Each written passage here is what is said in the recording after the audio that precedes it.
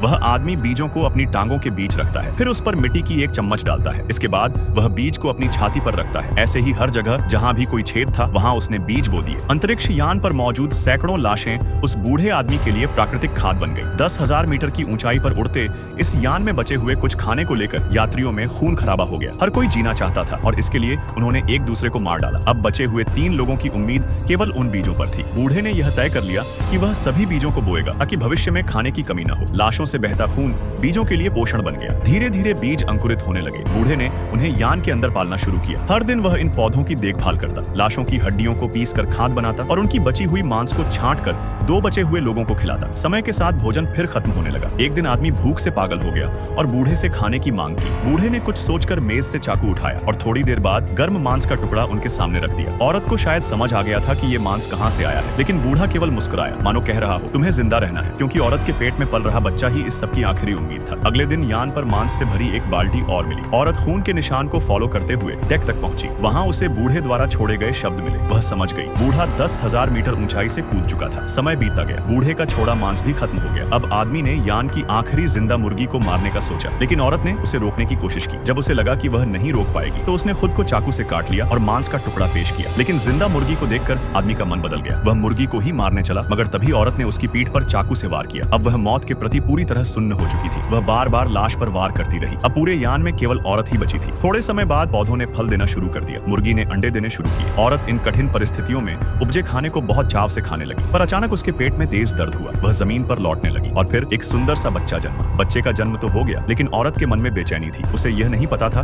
कि बच्चे का बाप कौन है। फिर वह अपने बेटे के साथ जीने लगी और अंतरिक्ष यान अब हरे भरे बगीचे जैसा बन गया। कई सालों बाद एक दिन उसे जमीन पर कुछ दबा हुआ मलबा मिला। पुरानी यादें लौट आईं। उसने देखा कि पुरानी बंदूक भी वापस मिल गई है। 18 साल बीत चुके थे। यान 18 साल बीत चुके थे। अब भी आकाश में तैर रहा था। माँ और बेटा अब खाने को लेकर परेशान नहीं थे, पर एक दिन जब दोनों खाना खा रहे थे, बेटे ने अचानक मुर्गी पर बंदूक तान दी। औरत उसे रोकना चाहती थी, लेकिन बेटे की नजर कुछ और ही चाह रही थी, अपनी माँ को। औरत की आंखों में डर आ गया। वह उसकी आंखों में नहीं देख पाई। फिर बेटे ने अपना हाथ उसकी ओर बढ़ाया। इस सारे पाप की शुरुआत तो 20 साल पहले हुई थी, जब वह और उसका प्रेमी इस युद्ध पोत पर चढ़े थे। साथ में सैकड़ों यात्री और एक शक्तिशाली राजनेता भी था। सबसे रहस्यमयी व्यक्ति था एक बूढ़ा जो हर रोज जमीन की मिट्टी इकट्ठा करता था। राजनेता शानदार कमरे में रह रहा था, शानदार खाना खा रहा था, जबकि आम लोग साधारण बिस्तर और सस्ते खाने में रह रहे थे। इस अन्याय के खिलाफ जब एक युवा जोड़ा बोला तो गुंडा सामने आया और लड़के को धमकाया। रात को गुंडों ने उनके कमरे पर हमला किया, लड़के को मारा और नाव से फेंक दिया। लड़की को राजनेता के कमरे में ले जाया गया और फिर उसके बेटे ने सब कुछ देखा। धीरे धीरे यान ने उड़ना शुरू किया और अगले दिन सबको पता चला वे अब समुद्र में नहीं बल्कि आसमान में थे। संचार बंद हो चुका था। खाने का स्टॉक केवल 6 दिन का बचा था। फिर शुरू हुआ असली नरसंहार। राजनेता ने खाने का गोदाम अपने नियंत्रण में ले लिया।